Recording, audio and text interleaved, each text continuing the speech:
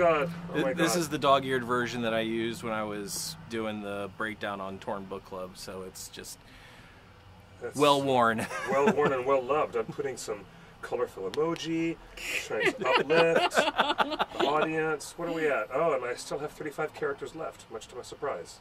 Just tag me then. I did. Oh, good. I did. And you still have 35 you got a Twitter characters. account? I do. You don't? What? Bring it. It's at Josh Rubenstein. Yes, there you go. Alright, going live. Hey, we're on Justin, now. did you hear that? Josh does have a Twitter. Yeah, I just heard it. I'm changing it. Okay. Okay. I mean, you can still... Literally, Cliff's account, Josh Rubenstein. Literally? Yeah. You don't have the picture up? 9, I do. 7, This one doesn't have a picture. Or is it R-U-B-I-N? Oh, no, it should be R-U-B-I-N. I am. One. And that's how you spell Hello! T-I-G-I double gear. That's how you spell Josh Rubenstein. Are we Yeah. on now? Double Yeah, gear. we're on now. All right, yes, we must be Hello. live. Yep. That's why I wanted to start with We're on the screen, so yes. Arbitrary joke number 105 out the window. Welcome to live. The live show is on. It's live. This must be live because it feels pretty living. I'm feeling very nice and alive You today. feel Yeah. alive today? I'm kind of very glad to say that because, you know, hey, we have to start the show on a sad note. Even though we want to Yeah. celebrate a Yeah. book that we love, we want to celebrate the love that we share as a fandom, we still have to acknowledge the place and the time where we live in this Yeah, world. it's and I don't know exactly what to say. There's not a lot that can be said at this point. It's like it's the same conversation again and again and again. But I mean, Yes, I don't no. want to bog us down in that because basically every late night host last night said everything I touched on wanted that. to Oh, yeah. say. But Yes, it's still they nice did. to touch on it and things Yeah. like that. I come from music industry, so that's an area that would normally be my job and my location, and that really affected me a lot yesterday. I got a lot of messages at 1 a.m. asking if me and my friends were okay. We had one friend that was killed and one friend that was shot. Oh God. So it was a pretty emotional day, and then on top of that, we lost Tom Petty. Yeah. And I had actually had the pleasure of knowing Tom Petty, and that was really heartbreaking yesterday. I took the day off.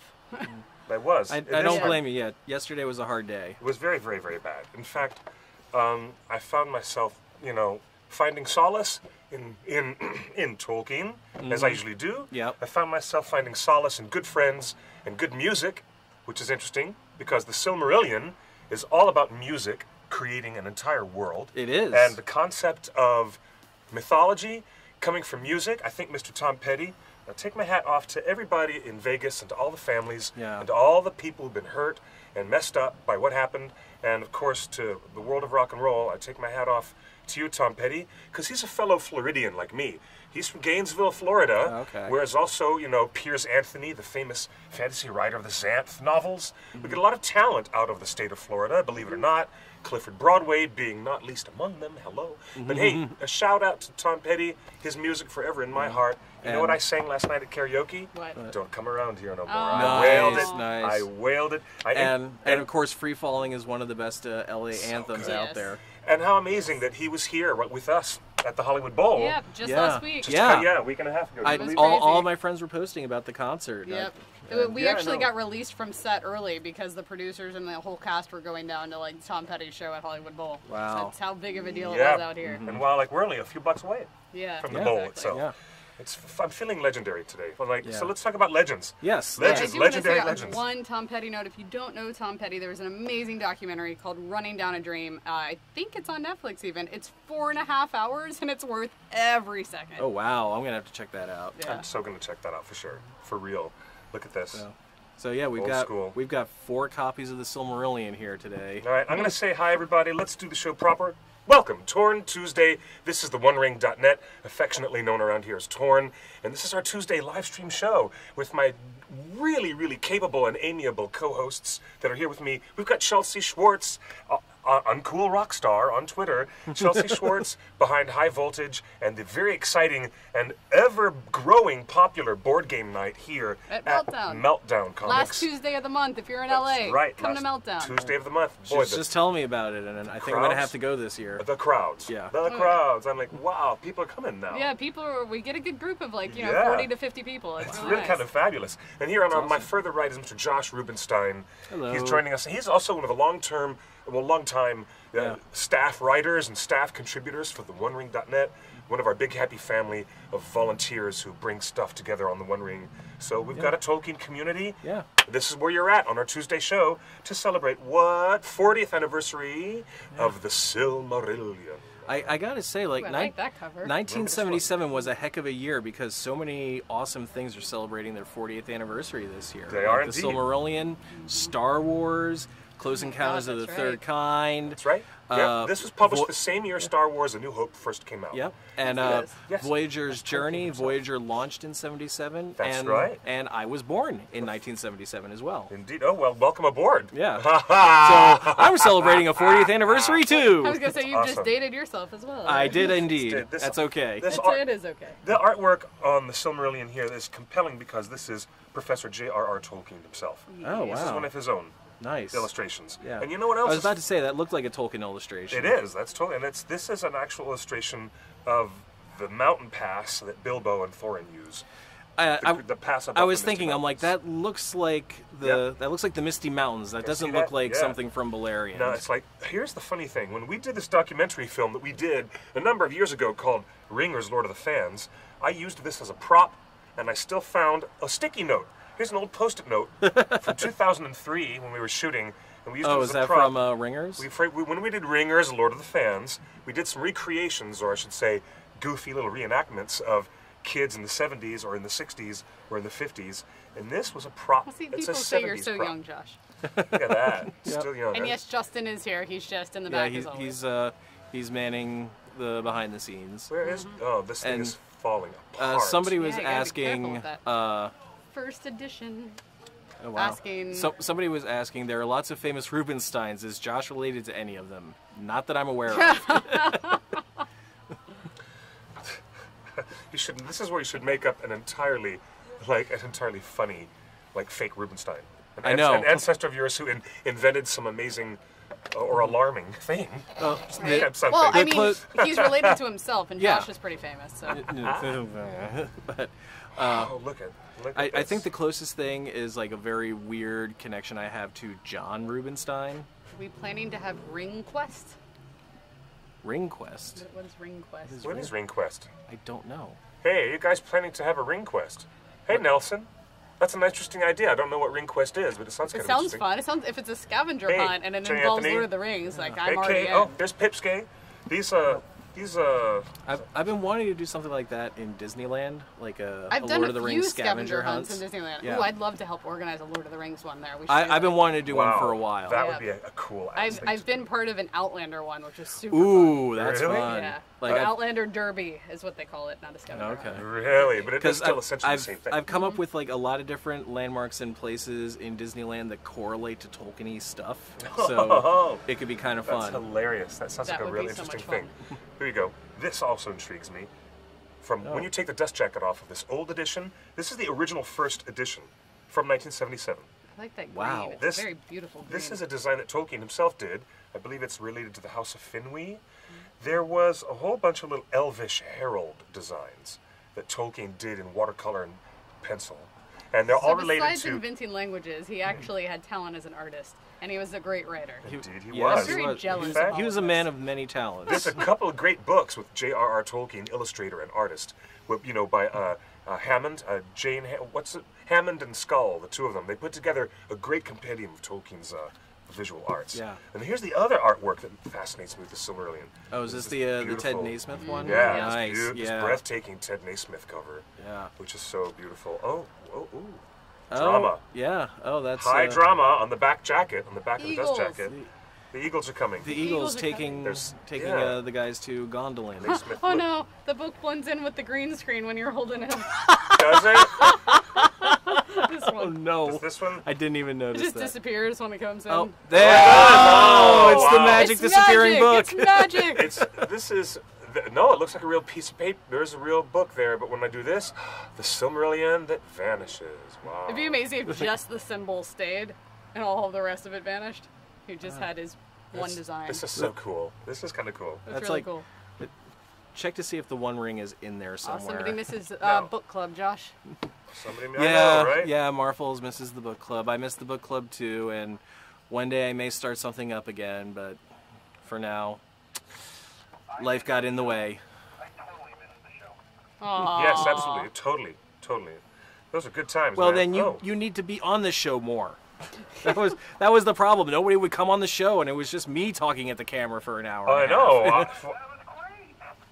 That was No one what wants made it to. so special. Nobody wants to listen to just me talking to a camera for an hour and a half. No, when you're that erudite, and when you can parse the details, I the way that you stumble can. over my own tongue I all the love time. it. It's hilarious. No, dude. Okay, it reads like the Bible. We have to admit that Yeah. the experience of It's a tough read. the Silmarillion, it's not the easiest thing to absorb. Certainly not compared to yeah. the way the Hobbit reads. It like, actually took me a few tries to finally get through it. It but- does. You know, when I was a teenager, Mm-hmm. and I don't know if it was, maybe it was just me trying to develop my reading comprehension skills, but I would reread a paragraph 2 or 3 times if I realized I didn't get what he was talking about. Yeah. And yeah. I'd say, Professor I have Tolkien, to. I couldn't literally. keep reading after that. Did you do that too? Oh yeah. I would go back and I reread. still Yeah. read like that. Oh, I Yeah. do that a lot, especially with this, and it gets even more cumbersome because you'll get to chapters that are referencing things that happened 3 chapters earlier. Yep. Yeah. Oh, like Post-its? Did that help? The little Yeah. arrow-sized Post-its you can Oh, stick yeah. on names and things? Well, what really helped me was I got the clandestine way. I got the audiobook of the Ooh, Silmarillion, goody. which is not available in the United States. I'll have you know, which I think is ridiculous. What? Why's that? I don't know. I looked it up on Audible, and all that's available on Audible in the U.S. is the German version. That's a rights issue. Yeah, That's a rights issue. It's got to be a rights issue. Yeah.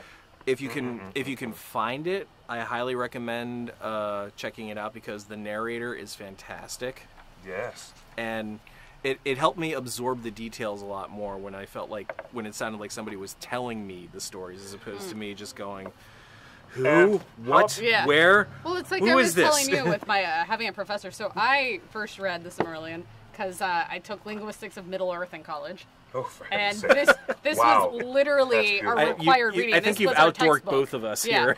Yeah. I was like, and I think the only way I ever would have actually gotten through this and understood it was that class and having a professor guide us through everything.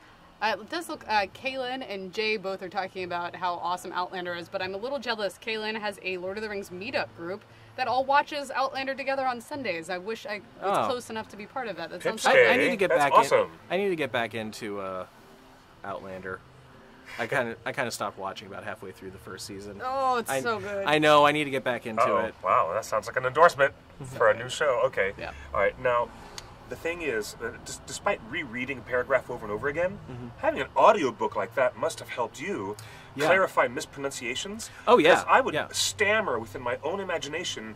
How Well- am I supposed to read well, this in this my book head? actually does I help do the out a same lot. Thing. We If were- I can't figure out how to pronounce something, Yeah. I get stuck on a word. Yeah. going, well, he's got "Interior." this section here towards the back, the note on pronunciation, And that's where I was. which and really helps out a lot. That's when I started realizing I was a geek at heart. I was spending time in the appendices Yeah. comparing stuff in Return of the King Appendix to what I was reading the Silmarillion. Yeah. I was backing up stuff. I'm like, what? Really? Oh, cool. And the Yeah. pronunciation stuff. and Tolkien it helps out a us lot. It's out. it's not comprehensive, but it at least gives you a good place to start. I still get people who correct me on the pronunciation of Ainulin Dale. Yeah. Yeah. Yeah. Ainulin Dale. Well, okay, in the audiobook he pronounces it Ainulindale. Ainulin Dale. Right. Okay. Dallas, if you're asking if my class is really a thing, yes, it was really a thing. University of Texas, Austin. I don't know what other schools might have it, but if you go to UT Austin, Mine Yep. certainly linguistics are didn't. Miller. Well, actually, several universities in Texas. Rice University. Oh, really? In Yeah. Houston, where that's I'm from. That's where Professor Dr. Jane Chance, who is a good friend of the OneRing.net, we interviewed her for Ringers, and she teaches classes there at Rice University on Tolkien studies. There's quite a few syllabi, that's the plural, syllabuses Yes. around different campuses, campi. If it's a Campi. syllabi, it should be a campi. Campi. Yes. Just like an octopi. Or a cacti. Yes. Oh my gosh, now we're getting stupid. But hey, Dallas Barnett, it's good to see you. Yes, Dallas Barnett, you are Hey, buddy. Hey, Mr. Dallas, he's doing a really cool thing that he's going to tell us about a little bit later. He's doing crowdsourcing for this extraordinary little project, the series that he's working on. Ooh. Yes, Yeah, he's we got talked about that a couple months ago. He's That's got a great. crowdfunder, and it's been hitting some new goals.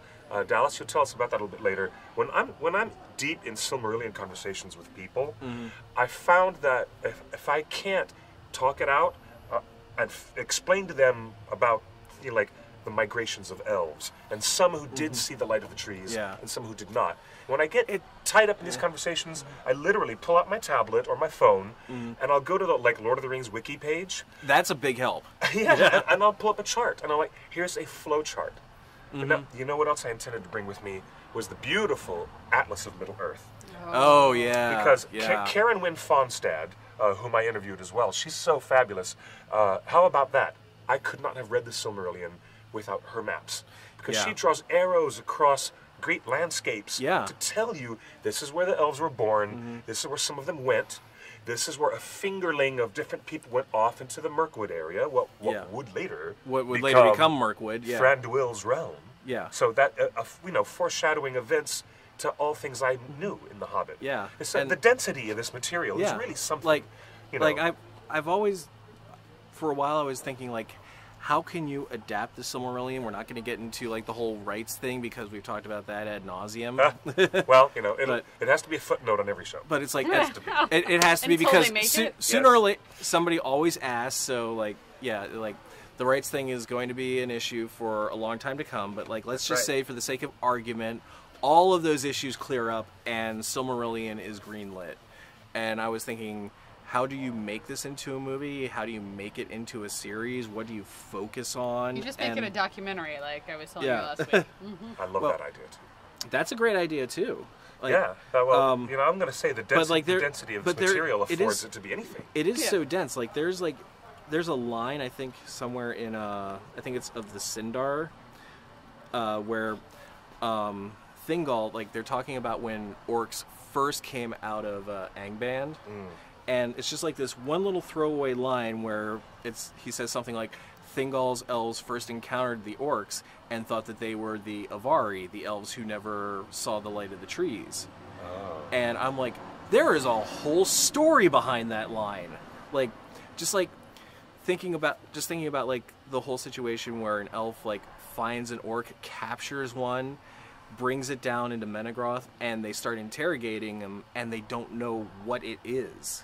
Yeah. I'm like, that's a fascinating scene. Yeah, I can imagine, yes. Silmarillion documentary as told by Elrond. Really? Yeah. You know how you have to sit down and have the face-to-face camera interview? I was like, it's Elrond. Oh, dude. Actually, you know what? Hugo would do that. I feel like Bilbo would probably tell it too, because he's somebody. Go back and forth. Maybe was Gandalf in there too. Bilbo was in Rivendell for a long time, and he studied every book he could get his hands on. Yes, he did. He sure did. He had a lot of time on his hands.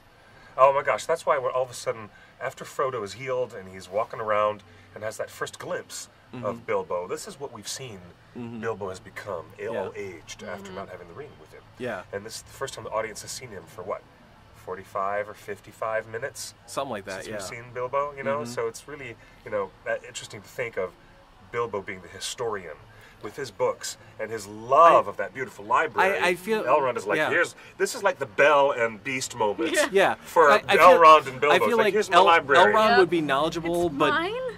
Elrond would be knowledgeable about it for sure. Yeah. But Bilbo would be the fanboy of it. He would would be be the a one fanboy of it. geeking out over all of this. Well, I know. I like the conceit that Tolkien had kind of played with, that these were old histories that were written down by someone. Yeah. For someone to chronicle. Well, it's it's a chronicle Ken of the Burns elves could do by the the documentary. elves, which is why there's these sections where he'll say we don't know for sure if this happened, and it's because it's told by the elves.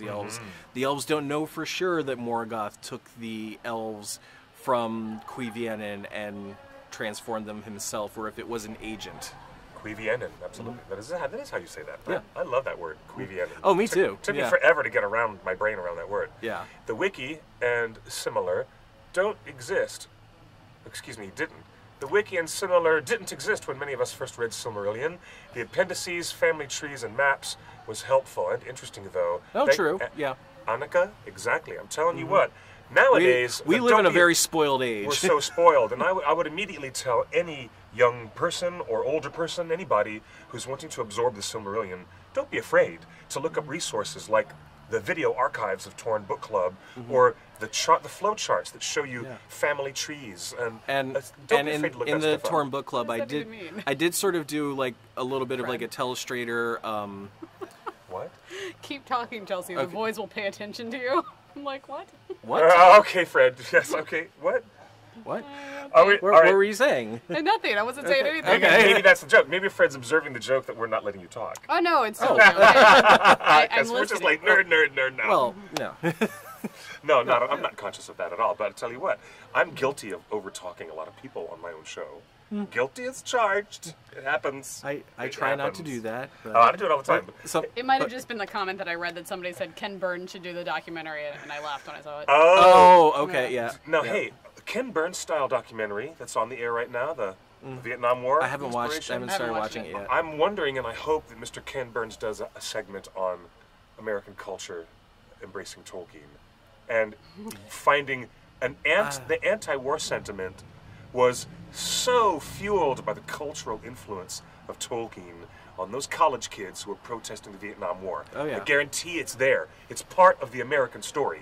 I wonder if Mr. Burns is going to touch upon this in his series. I honestly don't know. Yeah, I wonder too. Now, anyways, Time will Part- tell.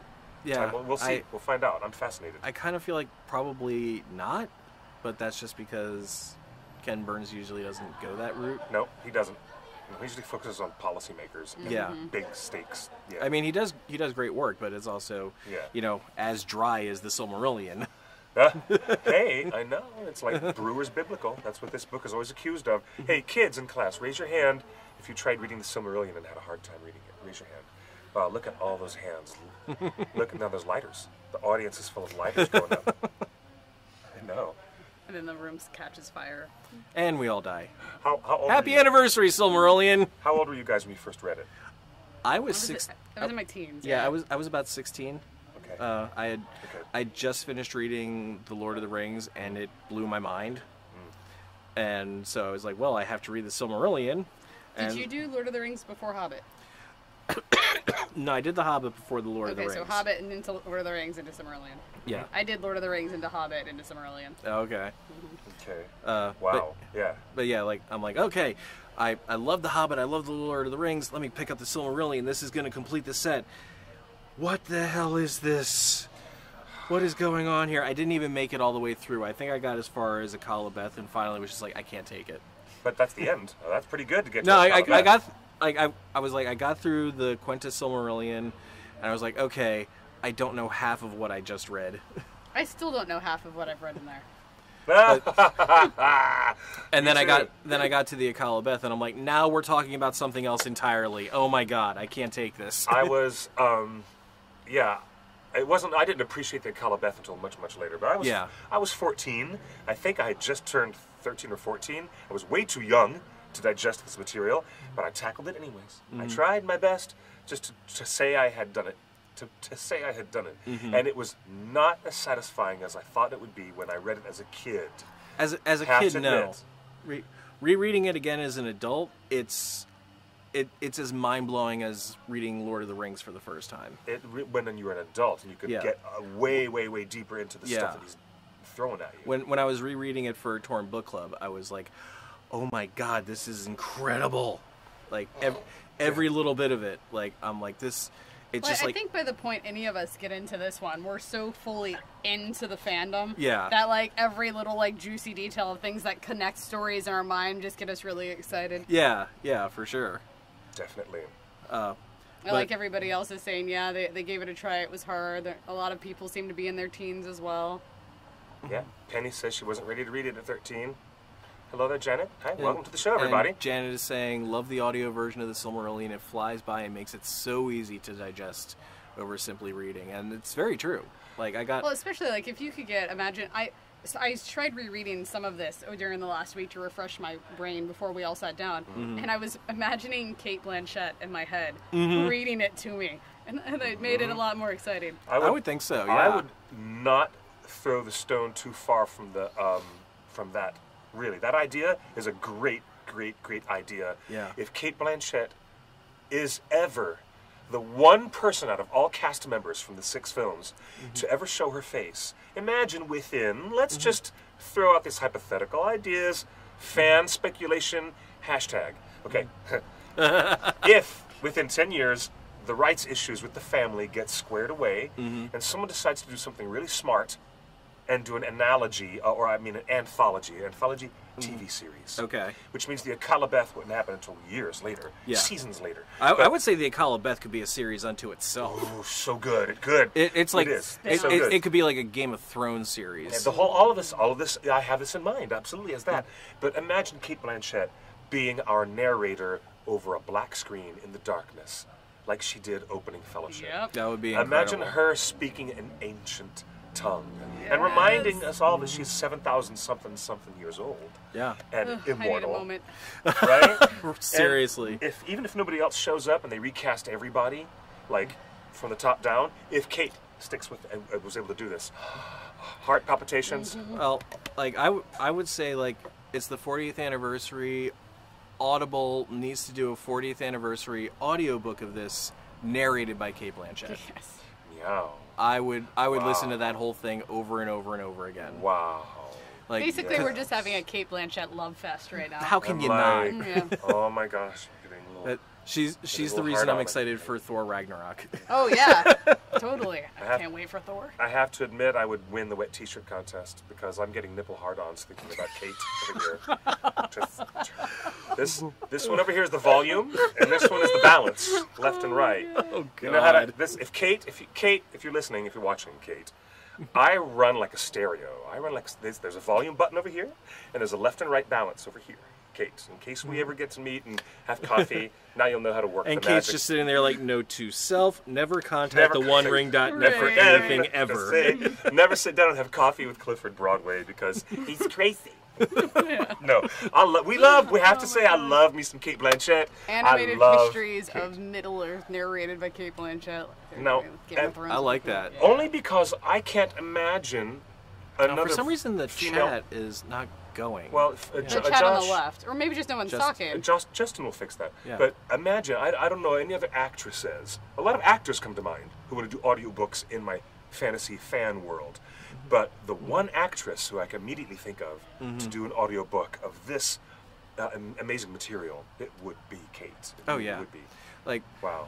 now if you want a nice Lord of the Rings book tie-in, The Children of Hurin, there's an audiobook on Audible narrated by Christopher Lee. That's the one that Christopher Lee did, yes. And it's yes. incredible. It is incredibly good. I mean, The Children of Hurin is one of the most depressing stories you will ever read. Yeah, super.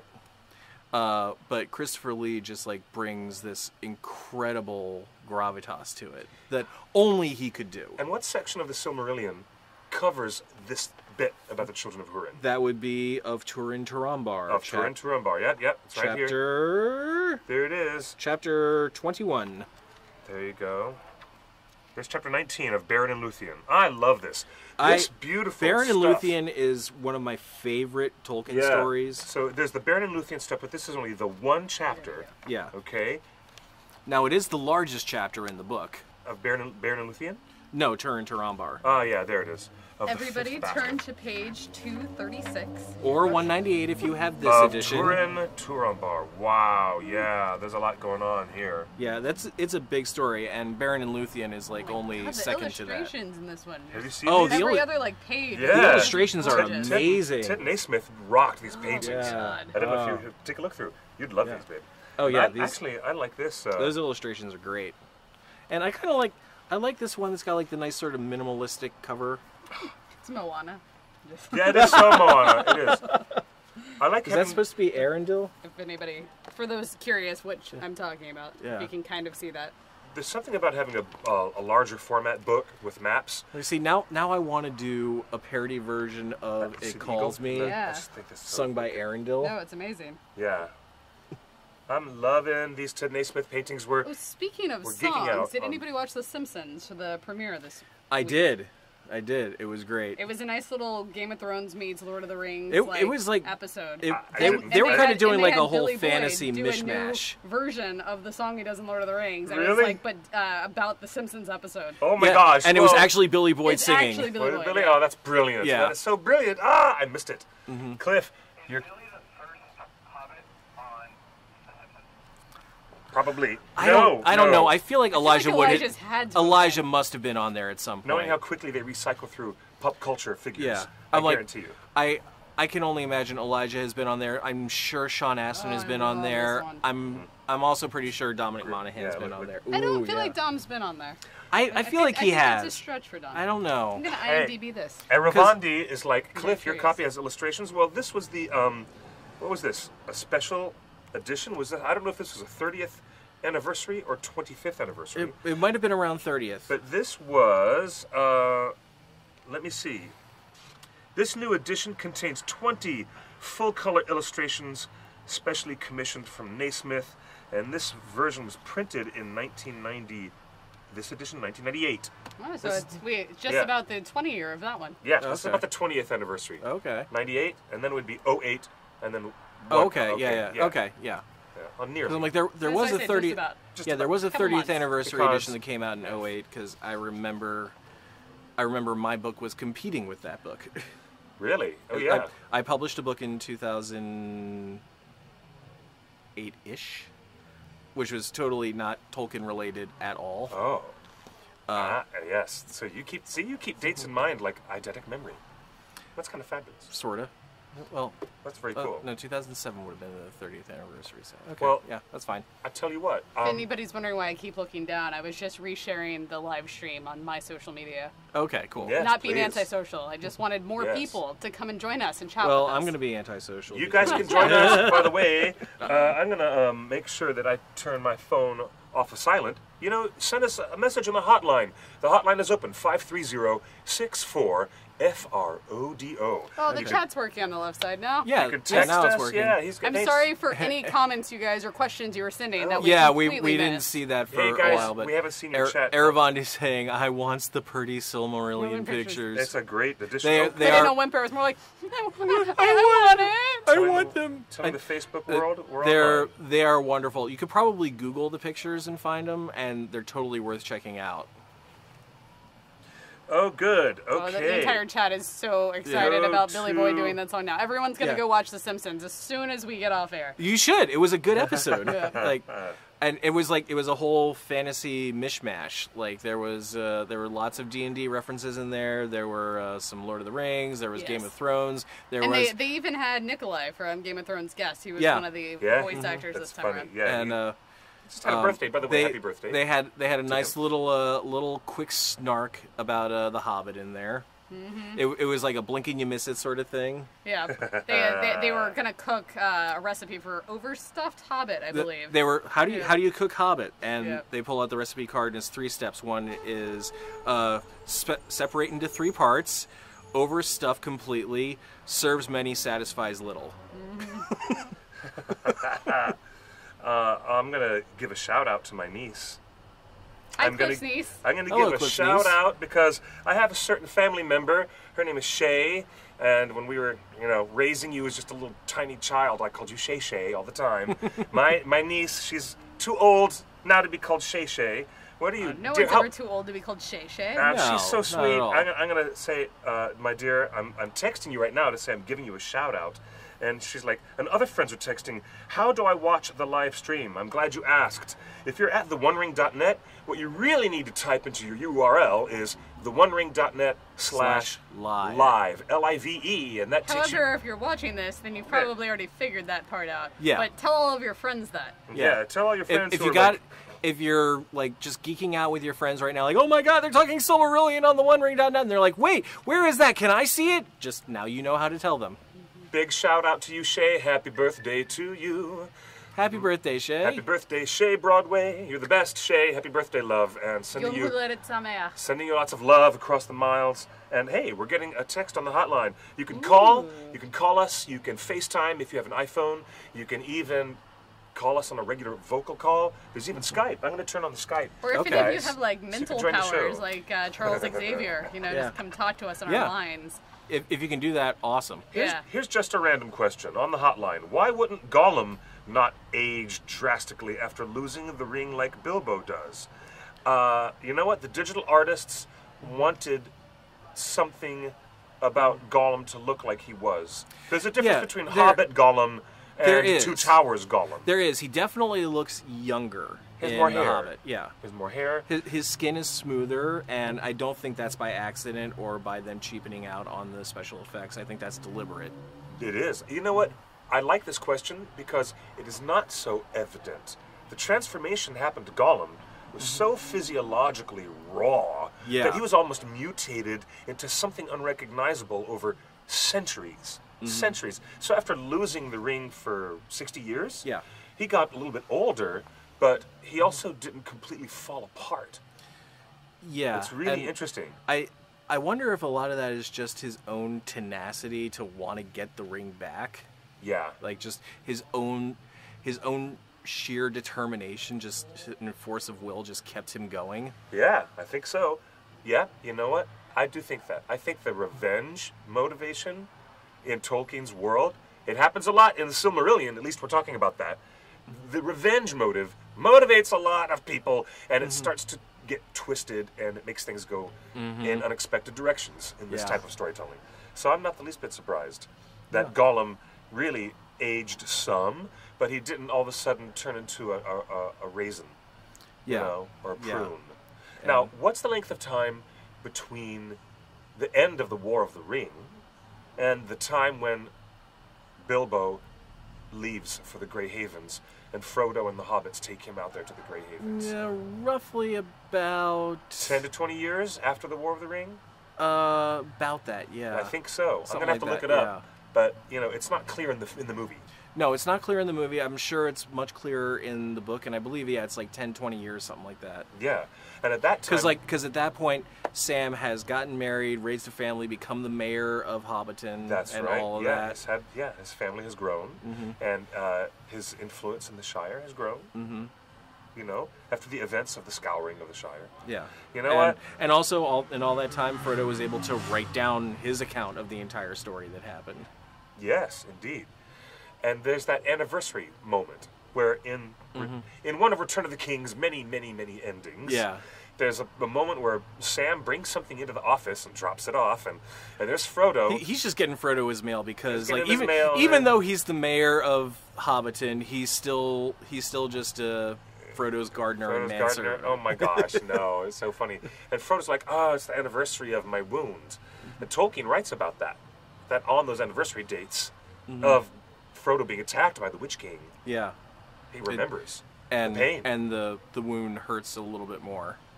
Like Yep. he says, it always hurts a little bit, but on the anniversary, it feels stronger. If the presence of that evilness and that pain would be a sense memory that strong for Frodo years later, imagine the sense memory of not having the ring years later. Yeah. Imagine that effect on Gollum. Just think about. I think there's a confluence of ideas. I think. And I think like that's the in big that. difference between Gollum and Bilbo. Was Gollum was always searching for the ring. He always wanted it back. Bilbo was able to let the ring go. Which is amazing. Yeah. One of the only few people who could. Yeah.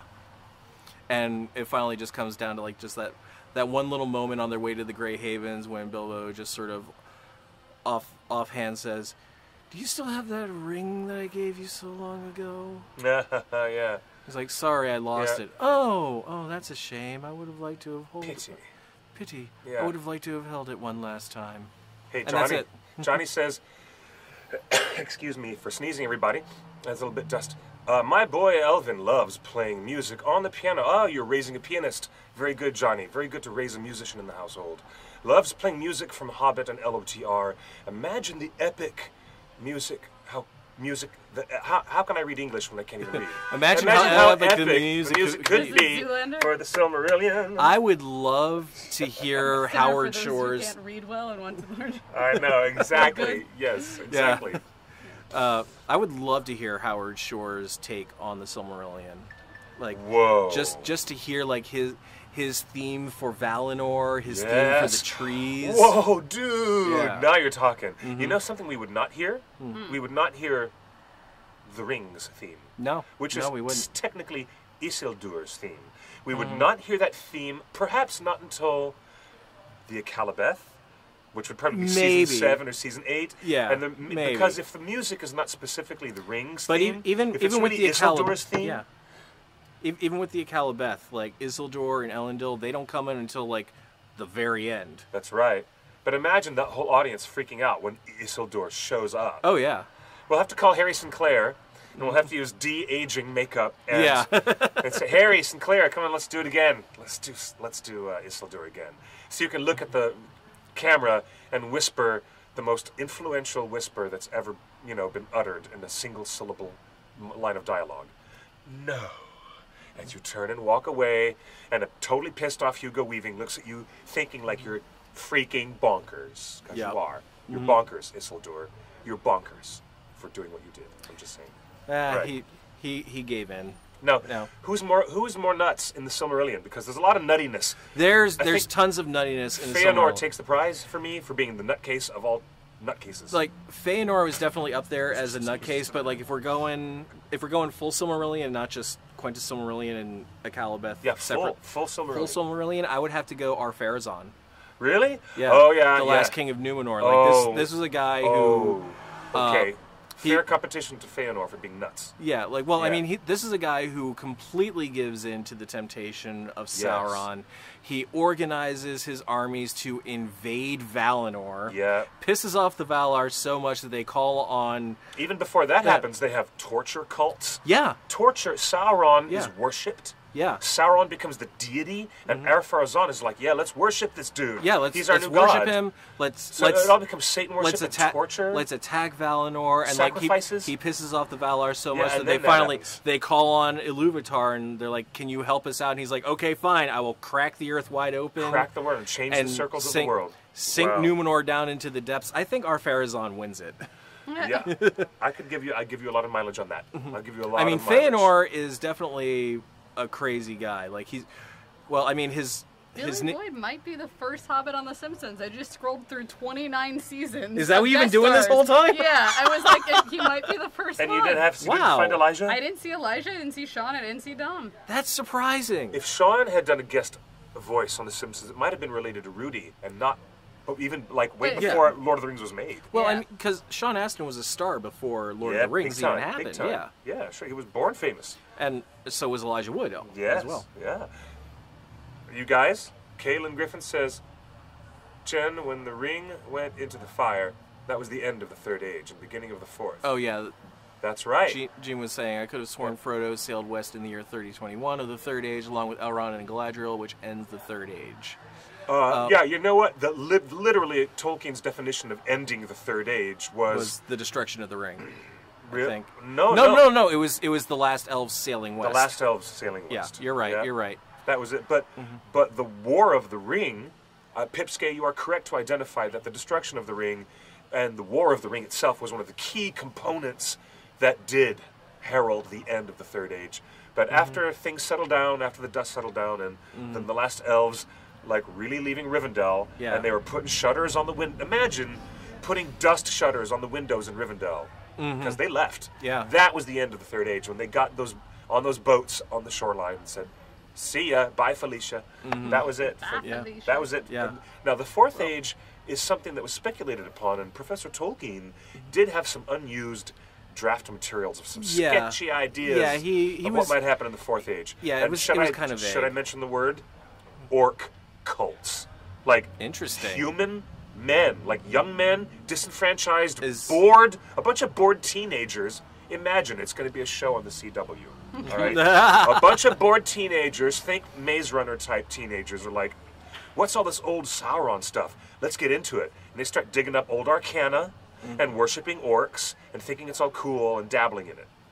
And Professor Tolkien was like, "How far could I take this story?" Well, And not that's- far. He that's- didn't even want to yeah. go far down that idea. I don't blame him because, like, that's. I No. mean, it is one of those, like, out of sight, out of mind sort of things. It would have Like, been all set in Minas Tirith.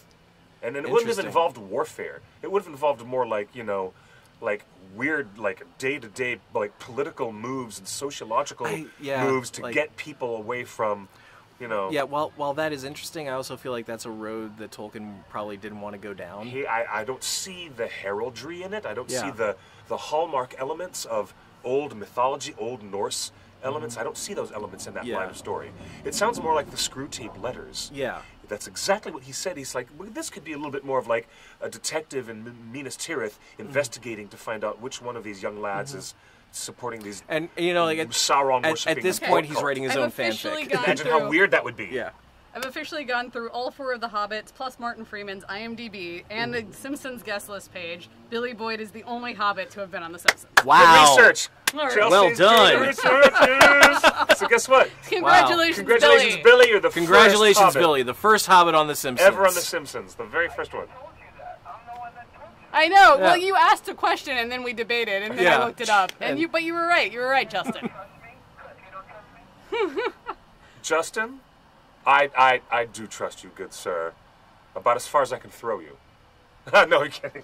Of course I trust you, but you know what? Why wouldn't Billy put that on his Twitter feed and like tell the whole world? Be like, I'm the very first ever, like, you know, Hobbit on the... He might not have known. Maybe he didn't know. I thought the Simpsons people would have told him when he was in the booth recording. Well, they might not have remembered either, because Ian McKellen's been on it, and other people Well, from the franchise. okay, but, yeah. you know, That's true. That's true. they might not have connected the dots. Yeah, that's kind of what I was thinking. Hey. But okay. All right. So Hey. we've been talking Third Age and Fourth Age and Second Age, but we haven't really been talking about the First Age, which is what the Silmarillion focuses on. You know what I want to talk? I do. I want to bring that up, especially the connection between the angelic spirits, the Maiar, and how they would eventually become the Istari. Let's the groundwork of all of Tolkien's mythology and his gods and goddesses in a great pantheon are all in the first chapter. He's very specific. He doesn't call them gods or goddesses. I know, isn't that funny? He calls them powers. Isn't that funny though? Why would that be so? I don't know. Like I don't know enough about Tolkien's own religious upbringing to know if he like Super Catholic. Maybe he felt like I don't know, but I just know that in the Silmarillion he specifically does not refer to them as gods. That's very true. And he's it's I just think mortals and immortals. And in his I think it's referred to. in his letter about it, he says they are in fact not gods. They're the powers that shape Middle-earth because they don't have dominion or control over men and elves. Yes. The only being that can control Until them Sauron is created Iluvatar. the power to darken the eyes of men. Right. Well, I like the idea of angelic powers being the closest analogy. Those are his own words. Tolkien uses the words of angelic powers to differentiate between Maiar, the Maiar spirits who are at this level in the hierarchy, while above them, at a whole tier above, in what is considered a hierarchy of power, I guess. These deities, the Valar, are all above. Right. The Maiar are all below. And some of them would actually assume human form, these Maiar, and would become Radagast and Saruman and Gandalf and all of the lovely wizards. Yep. Alatar and Palando. Yep. The 2 blue wizards. The 2 blue wizards. You know, I can't quite remember their names. Because we don't have the rights to say it. Right. So here's the scoop. Let's talk and explain about some of the correspondences between those Maiar spirits that became wizards and how they were connected to the goddesses or gods back in the lovely Valinor, way back in the lovely Undying Lands. Now we have to. It explains their character types. Yeah. Well, we have to point out at this point the Valar have really sort of separated themselves from any sort of interference in what's going on in Middle Earth because of what happened in Numenor. They're done. They don't really want to deal with Middle Earth anymore. Oh yeah, they've taken themselves out of the game entirely, which is why emissaries would be important. Right? Right? Yeah. Right. Okay. In other words, they hadn't completely abandoned the cause. They hadn't abandoned it, but I mean, Morgoth was no longer a threat. He'd been cast into the timeless void at this point. But his lieutenant Sauron was still there, and he was still causing trouble. Yes, he was. And so that's why they sent these emissaries. Okay. To So yes, now we've got our bad boy Saruman. He is directly related to one of the one of the Valar. Which one was it? Oh God, I can't. Now, I know that Gandalf, who was Gandalf before he became Gandalf, he was connected to Nienna. Nienna, right? Yeah. And Radagast, he was connected to Yavanna. Of course. And so Saruman was connected to whom? Was it? Probably like Aule or Manwë. It might have been Manwë. It might have been Manwë. Manwë was the king of the Valar, so that would make sense. I'll have to. Well, that's all. A lot of that is in Unfinished Tales. Yeah, the Astari stuff is in Unfinished Tales. They don't really touch on it too deeply in the Silmarillion. No, they don't. They don't. But I'm intrigued by that because Radagast gets all of his love for his Dr. Dolittle routine is because he's doing the Yavanna routine. Right. He's all about birds and beasts and flowers and trees and hugging trees. Yes. Yeah. Right here. Yep. Boom. In the very back pages, Radagast is mentioned. Yep. And it also says, in the future will be cast as Sylvester McCoy. Parenthetical statement is in the original book. Yeah. In the last chapter of The Rings of Power in the Third Age, there's a small section about the Astari coming I was so over. surprised that The chief Tolkien among knew them. that Sylvester McCoy would be able to do Radagast. Yeah. And Would you read the Unfinished Tales before the Silmarillion? No. question from the Peanut Gallery here in our live studio is, would you read Unfinished Tales before the Silmarillion? And I would say no. I would say no. But I don't see a problem in starting different chapters in between each one. I don't either. Like, the Unfinished Tales is much more like a reference book than the Silmarillion. Because the different chapters in Unfinished Tales are completely separate from each other. And while in the Silmarillion the chapters are pretty much stories unto themselves, they are all fairly interrelated. Yes. Oh, see? Now the elves refer to hobbits as Perianath. Yes. Right? So that's why this bit here in the back of The Rings of Power in the Third Age, it's a fascinating chapter. It's probably one of the... And it's just the a quick, most 20 pages that it touches and sets up it's for basically Lord of the Rings. it's basically a 20-page summary of the Lord of the Rings. Yes. Ooh, and we learn what the elves call ringwraiths. Yes. Yes. Yeah. There's this beautiful, secret, weird And you word also right get here. the elven names for Gandalf and Saruman and Radagast. And Oh, yeah. You find out Yep. who the oldest is. Curanir. And all that Curanir, Olorin. And the... stuff. Mithrandir. About Sylvester McCoy because McCoy is a doctor, so time travel. Time travel? Tolkien knew. Oh, Tolkien was... Because he was a huge Doctor he Who was a Doctor freak. Huge freak. Doctor Who? Tolkien knew about the casting because he was a huge Doctor Who That's freak. right. I bet, Pete, you're quite right. I guarantee you Tolkien was a Doctor Who fan. No, Well, but it would be great if he was. Pete is ending with saying not. I know. And look, this edition, do you have these family trees Yes, in your I do. paperback? Yeah. I do. Yeah, I got the family trees. One of the best things Right back about this this old edition I had of the Silmarillion, it's not here because unfortunately I pulled it out. There was a big fold-out map. A big fold-out map. And Yeah. here it is. I did not pull it out. Hey! This was why my first edition was brought to the show today because, baby, I'm like Bilbo. I love maps. Look at that. Yeah. Ooh. Look at this. Oh. Oh, that's sexy. And do you want to know what's really, really sexy about it? CJRT. Nice. The initials of Christopher Tolkien, right here. Yep. So this Chris, edition... who had to finish and fill in the gaps of the story. Yeah, he put... Which he does masterfully in this. Look at this. Here's my big map, Beleriand. You want to scan this in and have our Beleriand backdrop? There it is, guys. Yeah. I'm not going to... Oh, it's completely washed out on the Completely feed. white. Find a clean version of that for us. You want to like bring that closer to the camera and let people see? Well, with no light. Like, you can just walk up, see what Let me happens. see. You can see it? Okay. Yeah, you can, huh? Yeah, this right here, babe. This is the lands of Beleriand. Before, they were all destroyed in the War of Wrath. Yep. By Beleriand, all sunk under the waves. The one Well, thing, they were destroyed in the War of Wrath. They didn't go underwater until the destruction of Numenor. That's true. That's true, too. But Numenor's one of the interesting things that's not pictured on this map. Numenor is not pictured on this map. In fact, if I didn't know any better, No, because the map of Numenor appears in Unfinished Tales. Yes. Right, that's where that is. Yes, because well, I mean, Invisible Green Book. with that with that map and the time that You know, map actually, was it's not created, that Numenor it's didn't disappearing, exist. It's, the book has the One Ring, so it's Oh yeah. coming in and out. My copy of the using Silmarillion ring. has been wearing a ring of power, and there it goes. Yep. That's so Okay, cool. I do think it's goofy and funny. Guys, let's see here. The map, Pete says, the map is only Beleriand, though. I was trying to find the lake where the elves first woke, but that is way, way, way off to the east. Yes, it The is. first time I ever saw that mapped out by any cartographer was in my copy of the Atlas of Middle-earth. Yeah. That was the only time I could visualize the full geography of what Tolkien was talking about. Yeah. I could not understand the Silmarillion without having her atlas.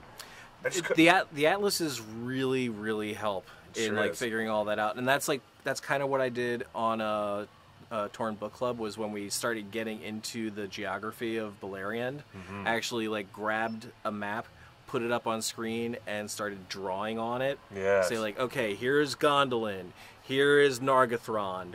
This is where such and such happened. Angband is up here, just to sort of give everybody like a bit of a spatial reference for everything. Cool. Because, like, I mean, Gondolin was secret for centuries, It was.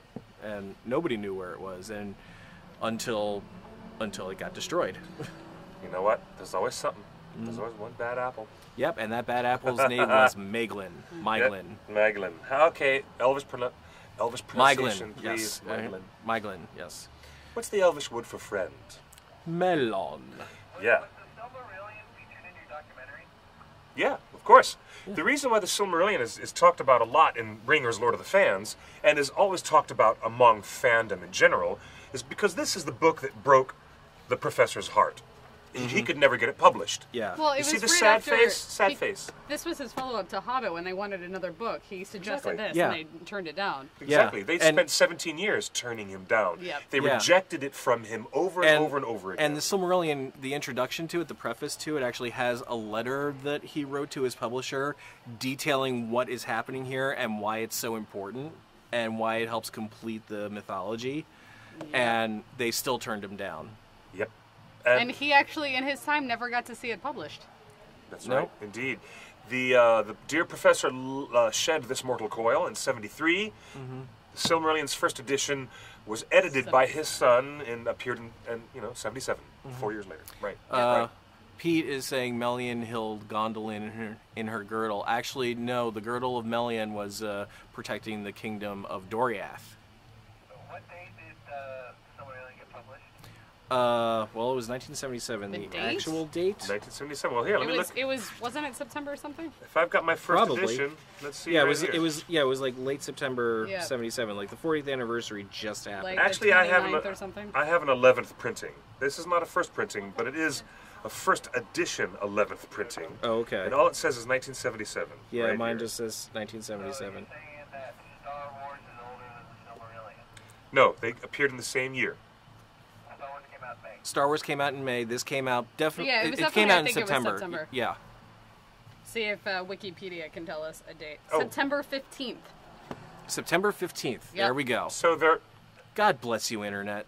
Right. so the Silmarillion is only a few months younger than Star Wars. And Yes. I'm a few months older than Star Now, Wars. That's a totally misleading statement because the Silmarillion was something that Tolkien had first written when he had just gotten out of the war, when he was just a kid, and he was writing poetry he for had the written Silmarillion all before these he knew he was writing stories. the Silmarillion. He'd written all these stories, all these poems, all this different thing, and the Silmarillion was like his way of sort of trying to put it all into one cohesive narrative. Adam, that's a great question. Does anybody actually know that? If the publishers who rejected him regret it now, has the Silmarillion made them money? I don't know. Yes, the Silmarillion has made Houghton Mifflin Company in America, the American publishers, a ton of money, and the British publishers, HarperCollins, as well. Yep. Yes, Del Rey? Del Rey is the imprint of Of that one? the Okay. paperback imprint. Yeah. And Aha. this is done by Mariner Press. Yep. And you know what, guys? I tell you what, Adam, the Silmarillion is one of sweet revenge from beyond the grave is that they sold bazillions of copies of the Silmarillion in the 70s because Yeah. of the first time, and that was the craven thirst for That's all Lord of the random Rings house. in Yeah, America well, in like the it was, 70s. Was it so was strong. the first new Middle Earth book. Like Yeah. and we're gonna go back to Star Wars here, but I remember when Heir to the Empire, the first new Star Wars book by Timothy Zahn first came out, and we were like, new Star Wars! Which, at that point, it had been like 10 years since Return of the Jedi, at least. Is this typeface the typeface from the Haunted Mansion? It looks It very could much be. like it. It could be. It certainly looks it. That It looks certainly very does look a similar. lot, doesn't it? Looking at that So M. I mean, it definitely does like The satisfy A is a very craving similar as well. among Yes. fans to like want more of that world. And I mean, we got a huge chunk of it here in the Silmarillion, and like this is like I always sing the praises of Christopher Tolkien, because if it weren't for him, we wouldn't have this. We wouldn't have Unfinished Tales. We wouldn't have the 12-volume history of Middle Earth. We wouldn't have Children of Húrin. We wouldn't have the most recent Baron and Luthien. He's Yep. responsible for all of that. Yeah. Yep, everything. Yes. Fascinating. And he's also why we have a love-hate relationship with Christopher. He's also the one person who will not allow these other works to be licensed out to other creative parties And- or exploited for other use. And like while that breaks my heart, I'm like it is his prerogative. As much as I hate it, It is. It is his prerogative. Yep. As much as I want to see the Silmarillion and this whole history of Middle Earth on screen in some way. Do you know how much we would all hate it if it was done poorly? Oh God. Do you know how much we would all hate it and turn against it? That was the risk that Peter Jackson was facing all those years ago. Because we were about to chop and bite his head off. Who was this zombie guy from New Zealand coming in here trying to touch my Lord of the Rings? We were very defensive and protective like of the well, property. I remember like going into it, I was like, please God, let this be good. Please God, let this be good. Yes. And I remember seeing that first trailer and thinking, oh, they're getting it right. They're doing a pretty good job with this. Josh, Chelsea, and Cliff, have you seen the CJRT video on YouTube talking about about Sil? Silmarillion? No, Pete, I have not seen I that. don't know. I have not seen that. I would like to. I can't blame CJRT for Well, not releasing do the you rights. think Movie that makers do Christopher so hasn't many dumb released it things. because these are things that he basically had to finish and touch, and that maybe his father would not have approved of? There could be that. I think it's more like he just he wants to honor his father's wishes, which were don't do it. Don't do it. Because I And know the fact that he's done this was like as far as he was willing to push it, maybe? yeah. Like well, I mean like giving the rights to like somebody to make the movies of it, because I know that Tolkien himself had a very distasteful experience with that. When he died in the early 70s, Christopher Tolkien made this legendary drive across Europe. When he went through the Channel with, in the back of the car, boxes and boxes and boxes of these tattered, thinly penciled little fragments of parchment and papers and stuff, and he had so many boxes of them, and they drove them all down to the south of France, where he dug his heels in after this, interesting drive across the continent, and go down to the south of France, and he holed himself up in total bookish nerd fashion, like Gandalf exploring the subterranean libraries of Minas Tirith in those little flashback bits. And he's holding his pipe and looking at things around. And guess what? Christopher Tolkien there could have been any horrible act of fate, like, a deer in the road, like we get here in the hills in Hollywood. Yeah. You never know, something will jump out in the road. What if all those papers had just been scattered in the wind across the Swiss Alps or something crazy? Oh God! Can you imagine? That just sent chills down my I spine. know, but he succeeded in getting that drive and took all those boxes out of the car, and there's all of Dad's work. And imagine the thoughts in his brain, Christopher saying, this is my dad's work, and he's gone now. Is the world ever going to see this, that my dad has been trying for 18 bloody years to have any publisher have some faith in him? That these stories and this material is what we wanted. After he had such great success with The Hobbit and The Lord of the Rings. They still wouldn't trust him. The publishers would not trust Tolkien himself. And Tolkien himself also shot himself in the foot over and over again because he was never happy with it. He's like, let me rewrite it for However, another what few Chris years. was able to do after we lost his father, Yeah. I think paved the way for what J.K. Rowling and all of those millions of appendices for Harry Potter have come out since then. Yeah. No publisher would have trusted all of that had this not Yeah. done what it's done. And Yep. I just have to say, like, the Silmarillion, as it stands now, is just a masterclass in world building. Like, I don't think if you read this book and you digest it all, like you come out of it feeling like you have lived in Middle Earth. Mm-hmm. Like, which is why I like- said last week I think that this is a real place. yeah, like you come out of the Silmarillion, and I would say even more so than the Hobbit and the Lord of the Rings. You come out of this feeling like Middle Earth is a real place. Mm-hmm. Indeed. And there's very few pieces of fiction that world build on that scale. Game of Thrones kinda does it that way.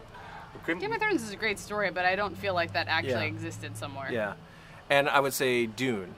Dune is Oh, really Frank really Herbert's great Dune world is on the building. same level of world building. Yeah. And I'm a big fan of Dune. I'm a huge Oh, Frank me Herbert too. fan. Me Didn't too. know that about me. Did you know? I don't think all these Oh. years we've known Cliff, each other. you're a fan of everything. What Yeah. are you not a Hardcore. fan of? To be honest, okay, there's alternative history stories don't interest me. Like Turtle Dove and the Guns of the South, you know, Yeah, stuff yeah. like that. Alternative history timelines are not really that.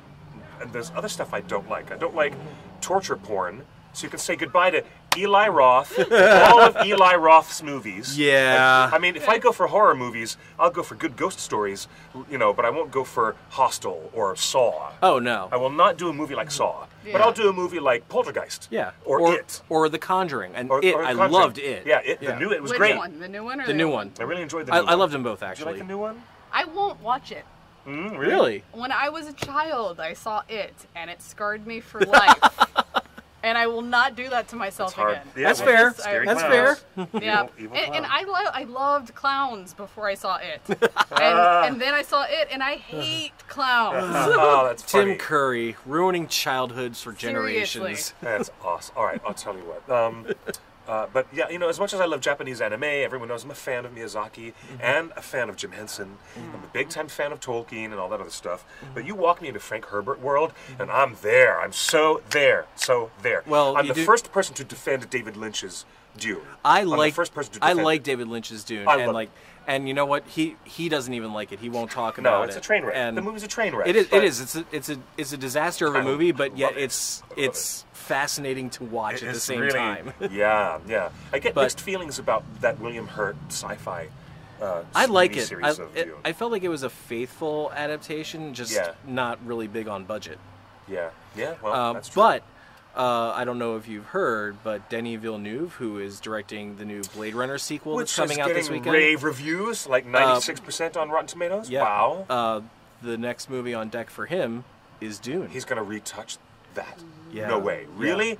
He's the guy who directed Arrival. Yeah, One of- Arrival and Blade Runner. and Blade Runner I'm 20 hearing is fantastic. Dallas is saying Man in the High Castle is pretty good for alt history, Cliff. Okay, see, Yeah. thank you, Dallas. Hey, nice to have you here on the show with us, Dallas Barnett. I- Definitely good to have you on the show. I still need to finish the second season of that. All right, it is good. do I wanna haven't check started out. it, but I do like that cast. I've wanted to get into that. For some reason, there's a lot of Amazon series that I want to watch, and I just Yeah. never remember to open Amazon. I'm always like, okay, what's new on Hulu? Okay, Netflix, and then I'm out. I know. Yeah, Like- yeah. You always forget about that. And I but it's actually like, saw. Have you seen the billboards around town? There's some new series being advertised on Crackle with Martin Freeman. Oh, What? yes. Yes. Yeah, And I there's don't remember. I something that he's literally doing. just saw it today and was like, great, I have to get Crackle There's now. Like, what? something, there's something Martin Freeman is doing. what is Martin Freeman doing now? I refuse to believe Middle Earth did not exist. That from the hotline. Thank you. You guys send us messages. Call on the hotline 530-6-4 FRODO. What's your Yes, favorite? he did say there's going to be a new Dune. Yes. Now, Yeah. okay. Now, I'm excited that he's thinking I'm about it. I'm going to like temper that a little bit. It's not official. It's one of those things that it's one of the possibilities that he could do next. He also could do a remake of Cleopatra. He could. Yeah. Worth checking Because out. apparently that's a subject he's been wanting to do for quite some time. That could be an interesting approach. I like that, Dallas. I got turned off by clowns after a bad cheeseburger at McDonald's. That's a good Nice one, Dallas. Good, buddy. Okay, Skype is open if you want to Skype with Yeah, us. that Ronald McDonald. Yeah. Well, Ronald McDonald creeped me out long before I even had a McDonald's burger. I didn't have a problem with Ronald. Like, he was just neutral for me. But Hamburglar? No. Yeah.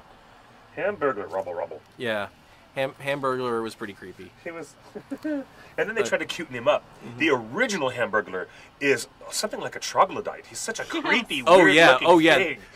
The original Ronald McDonald is creepy as hell. It changed, but then they sometime in the 80s, and then the marketing team came over and overhauled everything. They did a soft, cutesy poo redo of all the McDonaldland characters, and they all got turned into like chibi version of themselves. Yeah. Did you almost?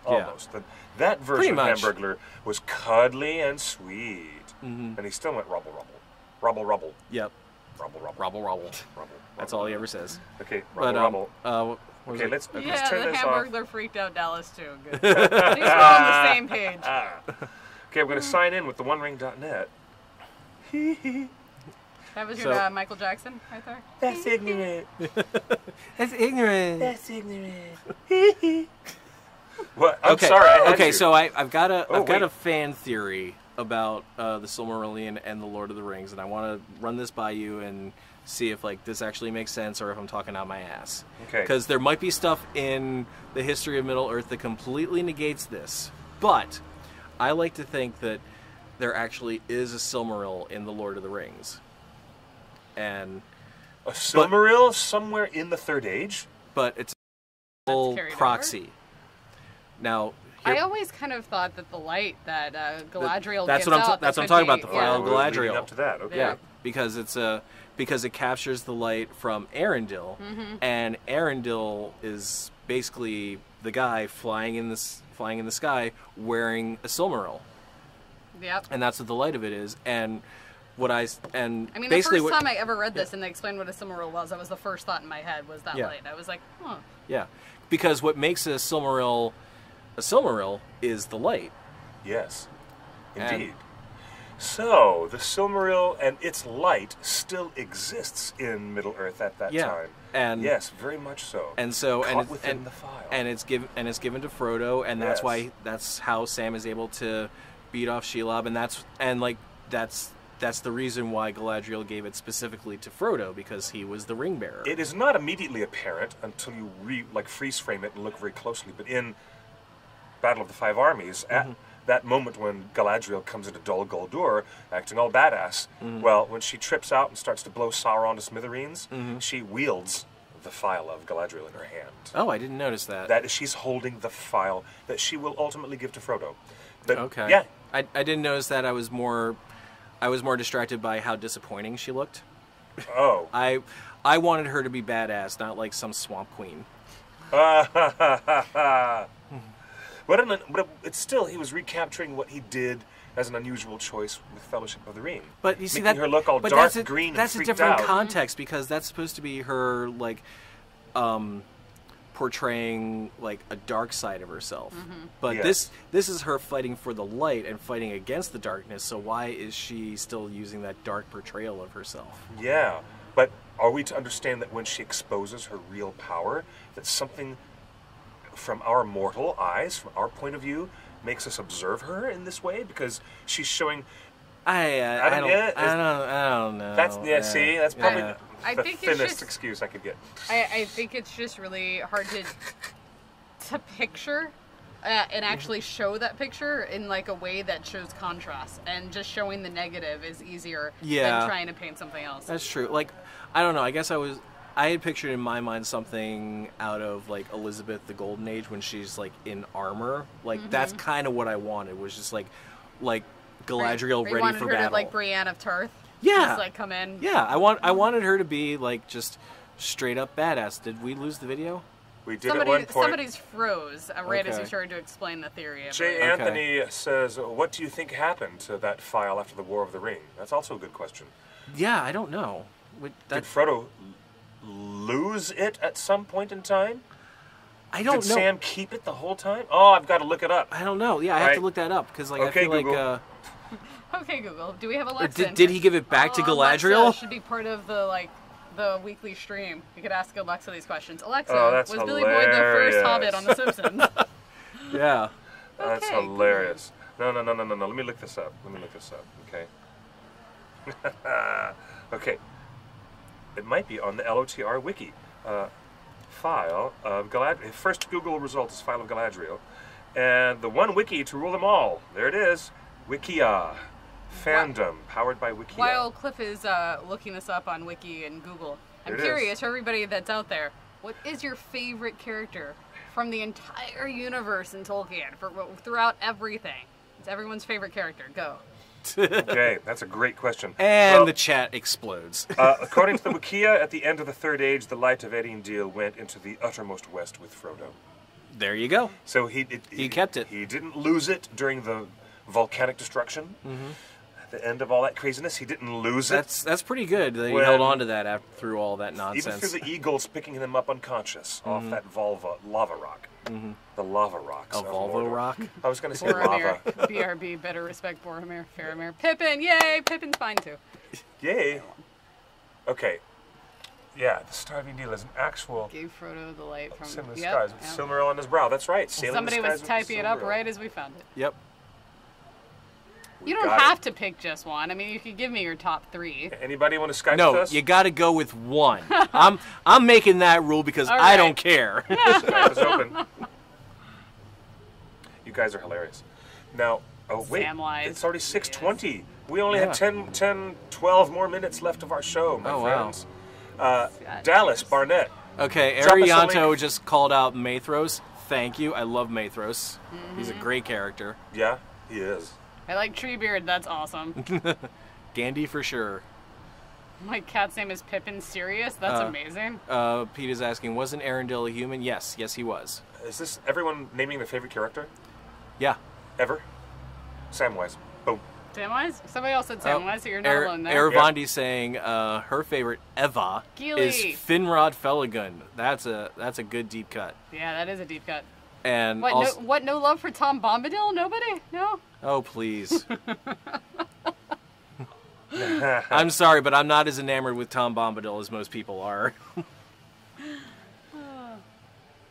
Yeah, Keely. And I like Keely a lot too.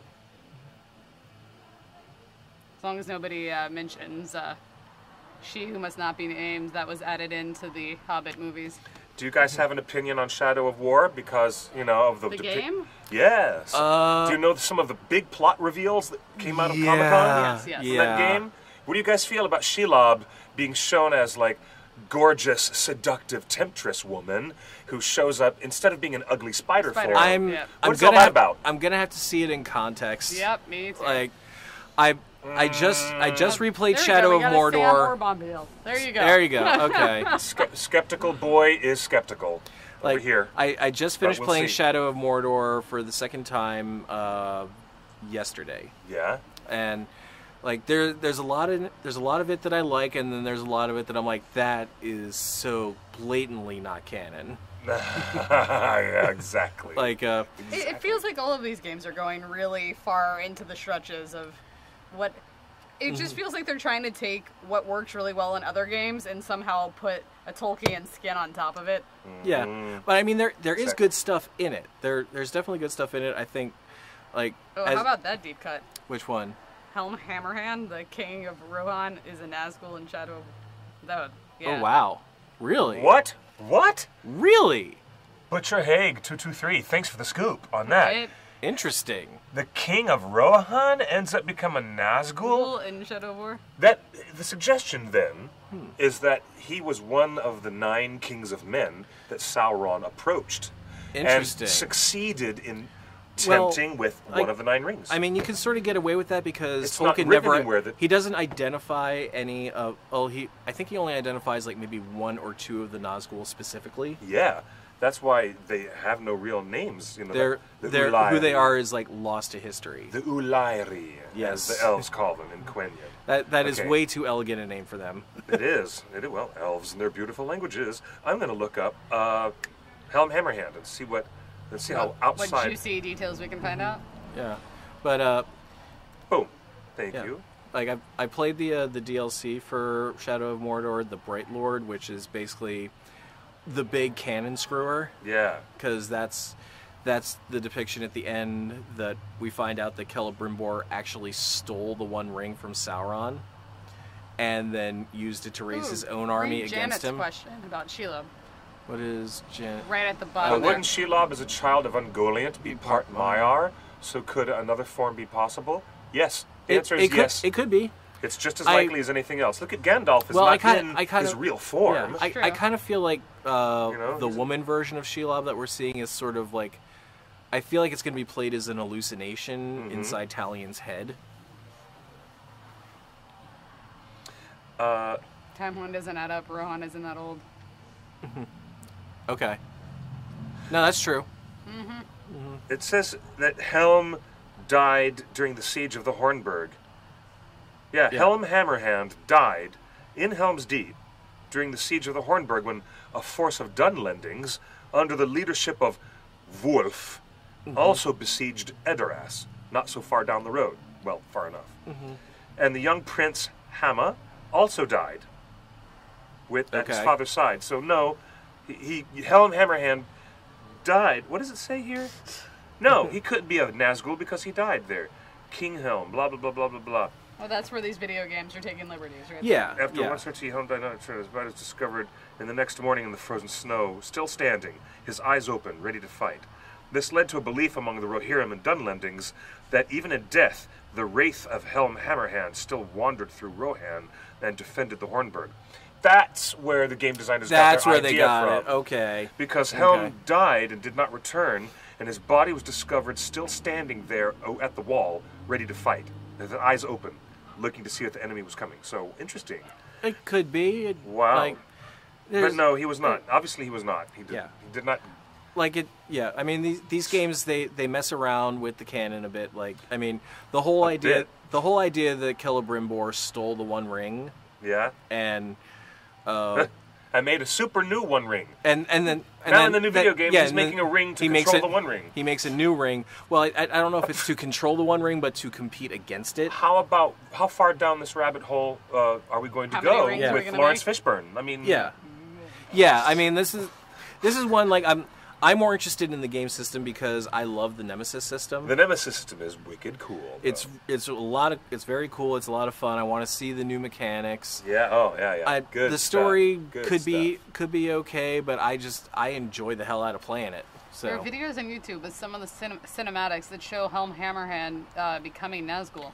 Yeah. Well. Okay. That's only. Well, it's not true. It didn't happen in Tolkien. But it happens in the video game, and I'm sure it's quite dramatic and interesting. Peter's saying, personally, I hate all that made-up crap in video games. Yeah. All right, well, I mean, it's how the video games get around licensing most of the time. Yeah, and but I mean, the whole idea that Celebrimbor stole the One Ring is really just there so you have that nice Bright Lord DLC, which is a lot of fun. Yeah. It is a good campaign, and it ends with you actually having Justin, a knockdown. Are you actually gonna pop in? You're gonna come be part of the show, Justin? Okay. 5-minute warning. Okay. Yeah, show's over in 5 minutes. And it ends with you actually having the knockdown, drag-out fight with Sauron you were hoping you would have at the end of Shadow of Mordor.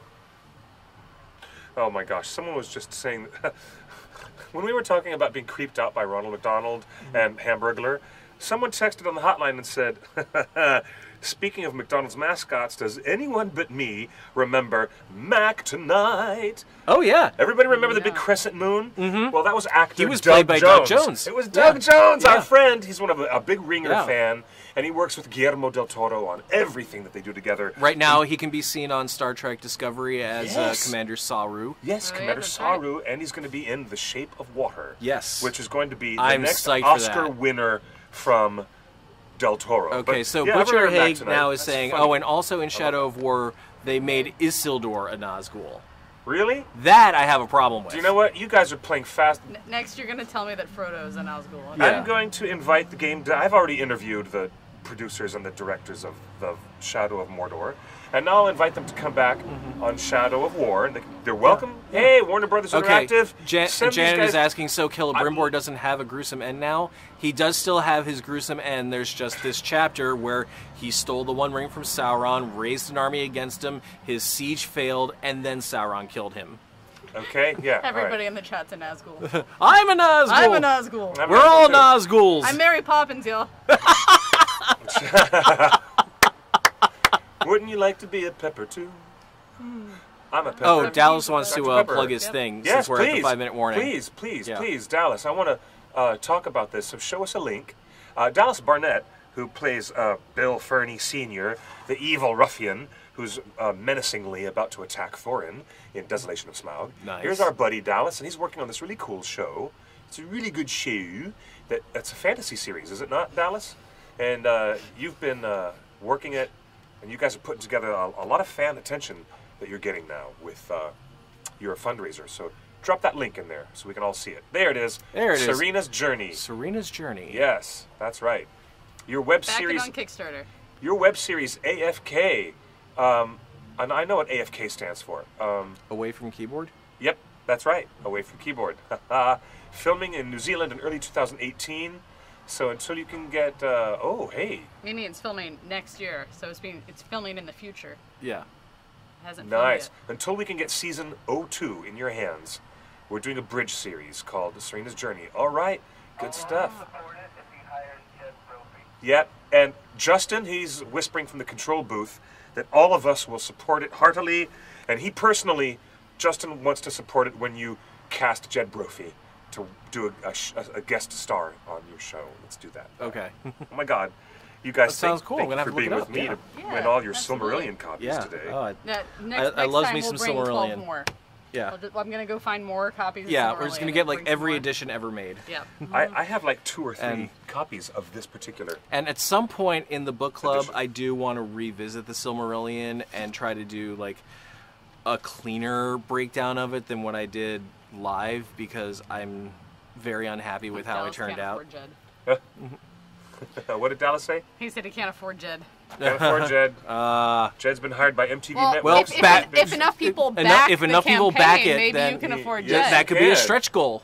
Yep. So get a commitment that Jed will be cast if you reach this goal. That's right. And there you go. And hey, you know what? I'll send a message to Jed, all of us fans. He loves chatting on Twitter. He's a Twitter boy. I love the way that Jed is always like talking to people, saying, "Hey, what's up?" and fans and all the events he does. yeah. He's a lad.